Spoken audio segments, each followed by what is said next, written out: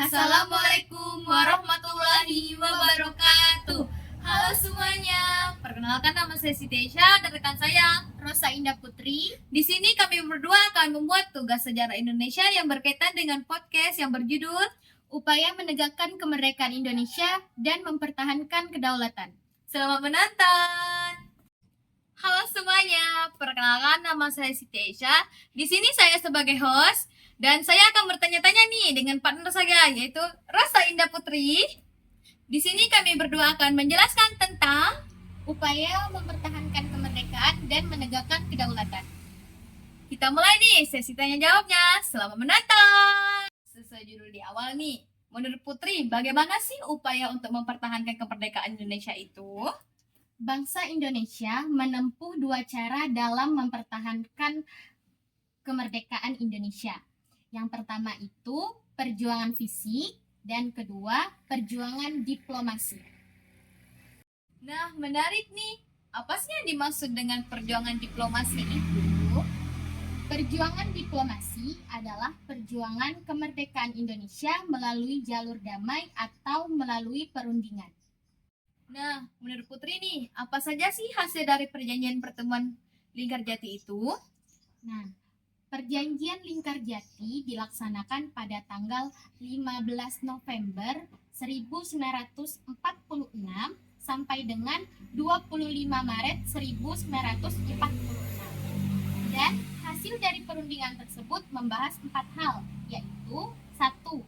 Belanda mengakui secara resmi wilayah Republik Indonesia, yaitu Jawa, Sumatera, dan Madura. 2. Belanda harus meninggalkan wilayah Republik Indonesia paling lambat tanggal 1 Juni 1949. 3. Pihak Belanda dan Indonesia sepakat membentuk negara RIS atau Republik Indonesia Serikat. 4. Dalam bentuk RIS atau Republik Indonesia Serikat, Indonesia harus bergabung dalam persemakmuran. Apa saja sih pertahanan kemerdekaan Indonesia itu melalui diplomasi? Ada 4 perjuangan mempertahankan kemerdekaan Indonesia melalui diplomasi. Yang pertama ada Perjanjian Linggarjati, kedua ada Perjanjian Renville, ketiga ada Perjanjian Romroyen, 4 Konferensi Meja Bundar atau KMB. Putri, ada lagi nih. Perjanjian Renville, apa saja sih hasil dari perjanjian Renville itu? Oke, perjanjian Renville itu dilakukan antara Indonesia dan Belanda yang ditandatangani pada tanggal 17 Januari 1948 di atas kapal perang Amerika Serikat yang berlabuh di Pelabuhan Tanjung Priuk, Jakarta.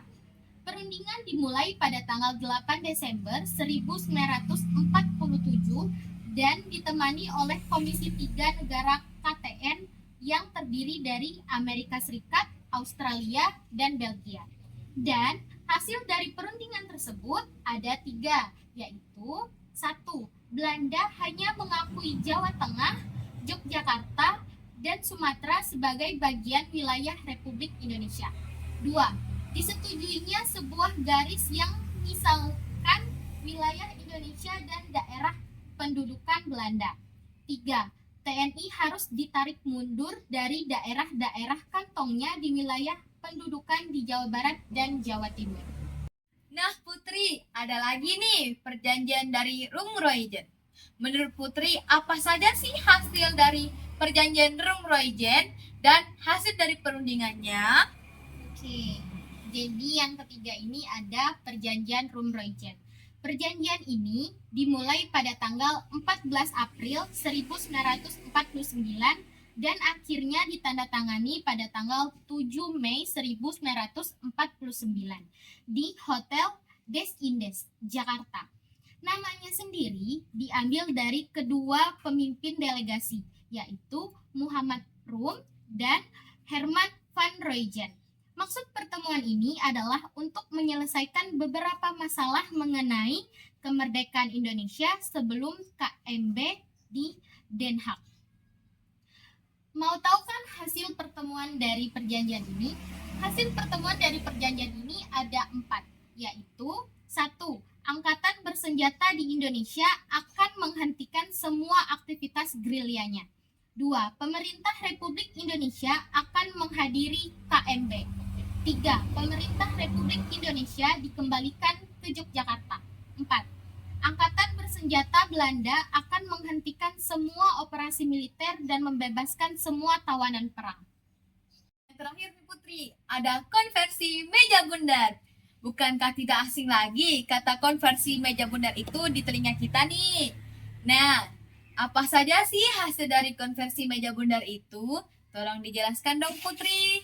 Oke, konferensi meja bundar ini dimulai pada tanggal 23 Agustus 1949 dan berakhir pada tanggal 2 November 1949.